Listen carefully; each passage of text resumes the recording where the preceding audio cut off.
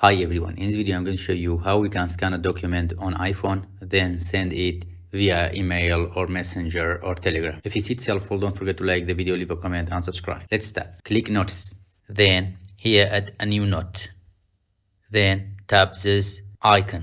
Here we have scan documents. For example, I want to scan this document. Okay, now it's scanned. Just click save. Click this upload icon. Preparing, just wait. Good. Here you can send to your friends. You can send it via Gmail, Messenger, Telegram, WhatsApp, Viber. For example, I want to send it via email. Click email. For example, I send to this friend. You can write email here. That is just for test. You see that is a PDF or the scanned document. Just tap send icon. It is done. Have a nice day.